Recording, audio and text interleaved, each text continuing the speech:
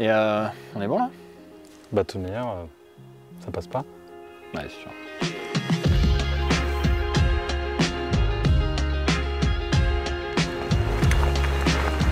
L'inter qui est là. Non, c'est triché ça.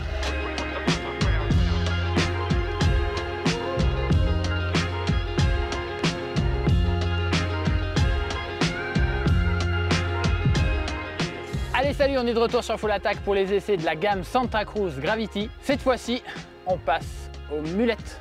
Yann, pourquoi il y a des mulettes dans la gamme Santa Cruz? Alors déjà, nous on appelle ça des MX. Oh putain, désolé. Non, c'est pas grave, c'est la même chose.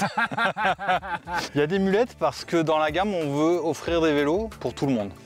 Que chacun puisse retrouver exactement le vélo qu'il veut. Donc on a testé du 29, on a vu ce que ça apportait. Et en fait, le MX, il va nous apporter d'autres choses. Il va nous apporter de la vivacité, de l'agilité, de la facilité. Peut-être un peu moins de performance pure, mais par contre beaucoup plus de fun. Bon, donc c'est vraiment ça, c'est arriver à trouver. Une fois que tu as réussi à voir par rapport à ton débattement, plus ou moins ce que tu veux, par rapport à ta pratique, à ton terrain de jeu, tu vois, si tu habites dans un endroit comme ici, ou si tu habites dans un endroit un peu plus plat. Après, qu'est-ce que tu vas préférer? Est-ce que ton kiff à toi, c'est de faire des courses? Ou est-ce que c'est le beau geste, le beau dérapage, t'amuser? Est-ce que toi, tu es super à l'aise sur un vélo et tu vas rouler super fort et tu as la technique pour tenir une ligne, aller chercher les lignes?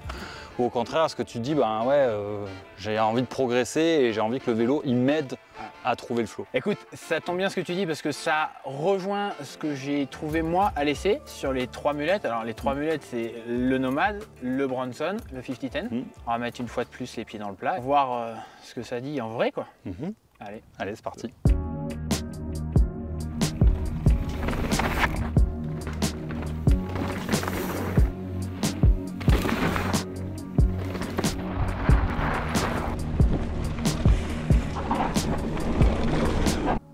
Des fois, entre l'intention et le résultat, pourrait y avoir un écart, mais c'est vraiment le cas. Si on reprend la constellation avec toute la gamme, ouais, vraiment du bon côté du graphe, on va dire. Maintenant, on va aller un petit peu plus loin dans le détail. C'est toujours bien d'expliquer pourquoi on en est arrivé. Ouais, carrément. Bah, c'est pour ça que tu es là, non? Alors, il y a un truc qui est intéressant avec la gamme des mulettes, c'est qu'ils ont vraiment une ADN commune, quoi. Et ils ont des points communs que tu retrouves aussi bien sur le 50-10 que sur le Nomad en passant par le Bronson. Le premier point commun, c'est qu'à l'accélération, ça part d'entrée de jeu. C'est-à-dire, tu peux y aller direct, les 2-3 premiers coups de pédale sont tout de suite là et vrac. L'autre point commun, franchement c'est toi qui vas nous en parler, parce que ça fait 2 jours qu'on roule ensemble, ça fait 2 jours que je te vois faire ça. Clairement, hein. Le 29, tu es obligé d'arrondir, de chercher tes belles courbes, etc. Et là, moi, le MX, j'adore, quoi. Tu arrives dans ton virage carré, dernier coup, tu balances tout, tu mets un grand coup de frein, et tu viens de taper dans la pluie, tu fais tout gicler. Et c'est juste énorme, quoi. C'est juste énorme. Et moi, j'adore ça parce que, alors côté pilotage, parce que c'est super plaisant, et aussi parce que, toujours pareil, tu vois, selon où tu te places dans le spectre, si je suis un très bon pilote ou au contraire si je débute, si je débute, qu'est-ce que ça veut dire? Ça veut dire que même si je fais une erreur, même si je suis pas à l'aise, le vélo, il va toujours me sauver, quoi. Et puis à ce côté, la roue arrière, elle suit toujours la roue avant. Elle s'inscrit à peu près toujours dans la même trace. Et ça, quand tu débutes un peu, c'est déjà des fois compliqué de placer une roue. Alors en placer 2. C'est vrai. Donc si la deuxième, elle suit la première. Si l'avant passe, l'arrière suit. Exactement. Alors, troisième point commun, là par contre, c'est au pédalage mais au train, quand il faut faire des bornes, t'es toujours en prise. Il y a une petite solution à ça. Faut pédaler, faut être véloce. Comme sur un vélo électrique. Faut y aller, quoi. Mais c'est vrai que c'est un peu, ça consomme un peu d'énergie. La première heure de sortie, ça va, tu te le fais, machin, tu fais gaffe à tes vitesses, t'es véloce tout le temps. Et puis après, tu le sens passer, quoi. Ça dépend un peu aussi comme tu roules. Des fois, le 29, il va falloir tout le temps le relancer, etc. Alors que là, il est plus facile. Donc peut-être que tu perds un peu d'énergie à certains endroits et que tu en gagnes un peu à d'autres. Mais dans tous les cas, c'est pas la même manière de faire et il faut l'avoir en tête, quoi. Clairement. Ouais, bien aimable du coup, mais moi du coup il me faut lequel? Alors toi en vrai t'as un 50-10, donc tu peux le garder. Sinon il y a une astuce parce qu'il y a quand même des différences. Là on parle des points communs parce que c'est vrai qu'ils ont une grosse filiation, mais il y a aussi des différences. Elles se situent vraiment sur l'axe Gravity, sur l'autre axe du graphe, quoi. Et cet axe-là, il est dicté par la vitesse, la pente, l'engagement qu'on veut y mettre. Terrain de jeu. Le terrain de jeu. Et là, en fait, pour choisir, c'est vraiment une question de contexte. Le 5010, c'est le plus petit des trois et il va pour tout ce qui est petit massif. Les petits massifs qu'il y a en sortie de ville, là, vite fait, avec 50, 100, 150, allez, 200 mètres de dénive pour aller se faire le lunch ride, où c'est de la terre bien tassée, bien compacte, il y a des petits mouvements de terrain, pas de trucs très compliqués, mais où on peut vraiment se faire plaisir, c'est ludique et on va faire des petits loops dans tous les sens et pam, pam, pam, pam. Il y a moyen de punir tous les copains, quoi. Ah bah grave, là tu les humilies direct. Tu mets un peu de style dans l'histoire. C'est fini. Après le Bronson, on est déjà plus dans un environnement enduro. Moi j'ai envie de dire moyenne montagne, mais pas moyenne, genre moyenne quoi. Le côté peut-être ce qu'il y a le plus dans notre pays en fait, dès que c'est un peu vallonné quoi. Un petit peu plus de pente, de la racine, des cailloux, le côté enduro, un peu plus de dénive quoi, 400, 3, 4, 500 mètres de dénive sur les runs, la moyenne montagne. Voire même la montagne, celle qui reste sous le niveau de la neige l'hiver ou celle qui est vite accessible au printemps. Mais aussi qui pédale. Ah, toujours à la pédale. Là, ces deux-là, de toute façon, on les emmène à la pédale.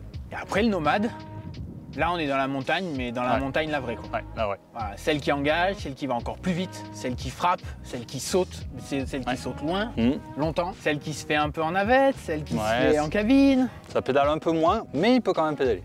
Ouais, toujours. Toujours ce côté, on peut y aller à la pédale, on peut se faire une virée enduro, mais clairement c'est là qu'il y a de la vitesse quoi. De toute façon on est sur le vélo qui peut rouler en bike park, qui peut rouler en station sans problème, sans peur de casser quoi que ce soit. Là on est dans un contexte caillou quoi, gros caillou quoi. Donc voilà, on a 3 vélos, clairement pour se décider entre les 3, c'est ou le terrain de jeu, ou savoir se situer sur l'échelle de vitesse qu'on veut atteindre. Et à partir du moment où quand tu reviens au graphe, tu as essayé un des vélos qui se situe dans la constellation, bah ça y est, hein. Tu sais que tu arrives à comprendre comment ça va. Tu sais, celui qui est au-dessus, il va un peu plus vite, celui qui est en dessous, il va un peu moins vite, celui qui est au même niveau, bah c'est bon, ça match, voilà.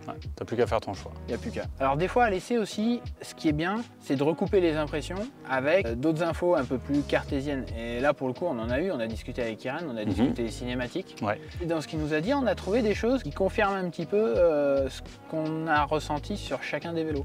Au niveau de la suspension, il y a eu pas mal de boulot qui a été fait. Donc ce qu'ils ont essayé de faire, c'est d'avoir une courbe de ratio qui est un petit peu plus droite. On travaille beaucoup sur l'anti-squat. On se retrouve avec un vélo qui va être très sensible sur les petits chocs. Pas trop rentrer dans le débattement, on reste assez haut dans le débattement, ça c'est plutôt pas mal. Et après quand vraiment on va y rentrer dedans, et ben en fait on va vraiment avoir du support jusqu'à la fin. Et c'est ferme, c'est plutôt assez ferme. C'est vrai que c'est un peu déroutant sur le 5010, ça l'est moins sur le nomade. Le nomade tu vas plus rentrer dans le débattement, tu as vraiment de la sensibilité. Parfois, tu peux presque avoir l'impression que tu rentres un peu trop, mais c'est vraiment ça clairement qui te sauve. Et le Bronson, on est un peu entre les deux. On sent qu'il y a quand même, quand tu passes du 5010 au nomade, tu sens qu'il est entre les deux et que ça libère un petit peu avant de complètement libérer. Et c'est intéressant parce que si on revient au graphique, autant du côté des 29, il y a une répartition qui n'est pas forcément très linéaire, autant il y a le même écart entre le 5010 et le Bronson qu'entre le Bronson et le nomade. Et c'est très régulier. C'est ce qui fait dire qu'au final, s'il faut résumer la gamme DMX Santa, le 5010 c'est un mini Bronson et le Bronson c'est un mini nomade.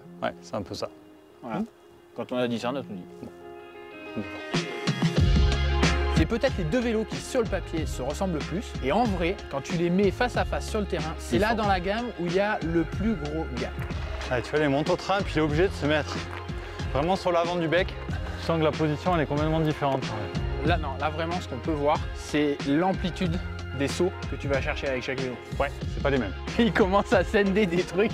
Moi, je croyais qu'il allait tout enrouler.